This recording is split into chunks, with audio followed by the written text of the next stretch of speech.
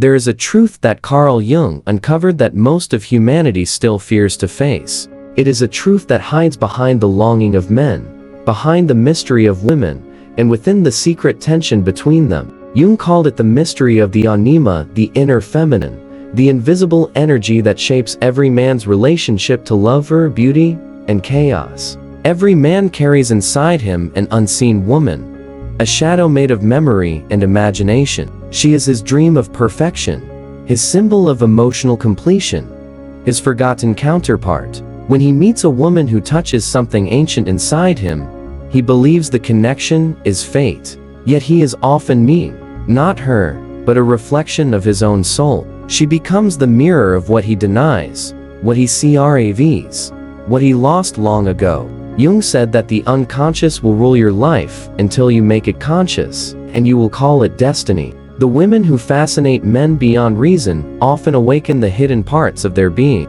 Desire feels like revelation, but it is projection in disguise. The man sees his Anima where she does not belong. The mind paints her with the colors of longing and illusion, disguising wounds as romance.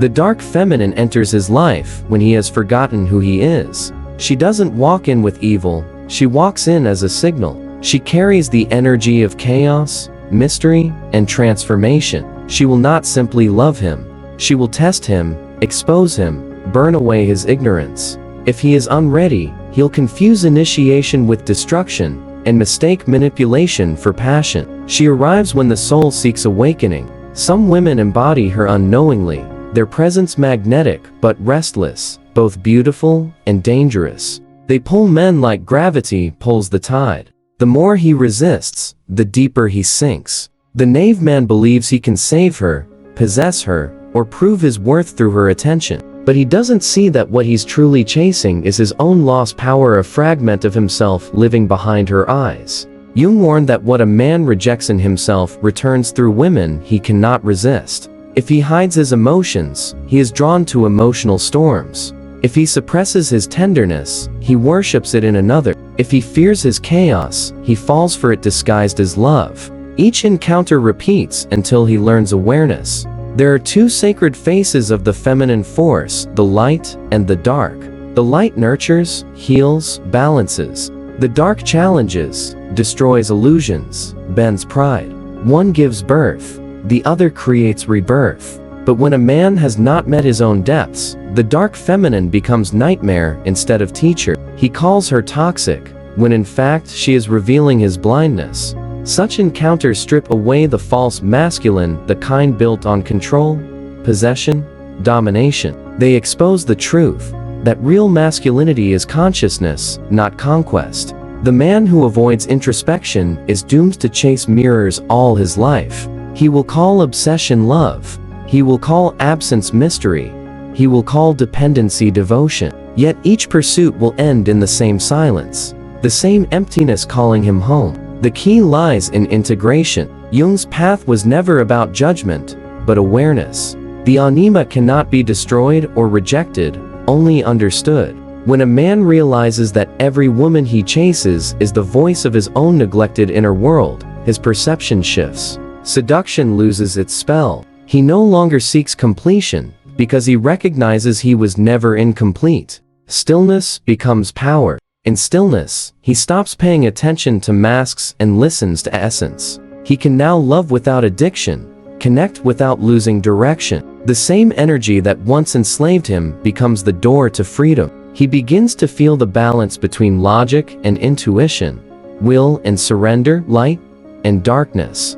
The modern world has buried this wisdom. It celebrates lust but ignores depth, rewards attention but punishes awareness. Men grow up learning how to chase, not how to see. They are taught to win hearts, not to understand their own. That is why Jung's writings still echo a century later, because they described the invisible battlefield of the human soul. To awaken from that trance, a man must face himself. He must sit in silence with the fire of longing, and ask, what within me seeks her so desperately? What part of me feels unfulfilled without an external mirror? The dark feminine will keep appearing until he finds the answer. Her chaos is not punishment, it is purification. When a man finally meets his shadow, He no longer blames women for his suffering. He no longer fears rejection or worships charm. He understands that love is a mirror, and surrender to truth is liberation. Then even the dark feminine transforms. She becomes creative energy,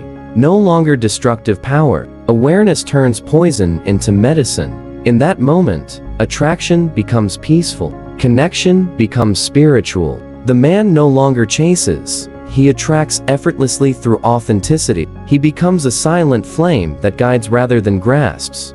The dark feminine, seeing his awareness, no longer plays tricks. She respects him, for he has become whole. Jung's dark truth wasn't that women are dangerous, but that unconsciousness is. The danger lies in what you refuse to see in yourself. Every emotional collapse is a message from the shadow calling you inward. Every heartbreak is an initiation, turning pride into presence. Each loss cuts away the illusion that love exists outside awareness. Remember, the Anima is your bridge between ego and soul. She is both temptation and transcendence. She can lead you to madness or to wisdom, depending on whether you chase or reflect. She is your creative power, not your enemy. To master her, understand her symbols. To understand her, face your silence.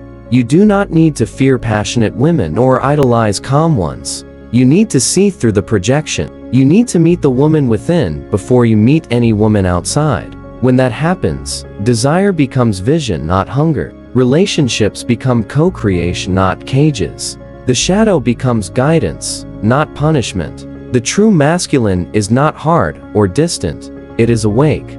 It touches deeply but remains centered. It acts from presence, not from need. Love turns from pursuit into partnership. Awareness becomes his armor. Stillness becomes his throne. This was Jung's hidden prophecy for modern men. Until you integrate your inner feminine, you will keep searching for her in others.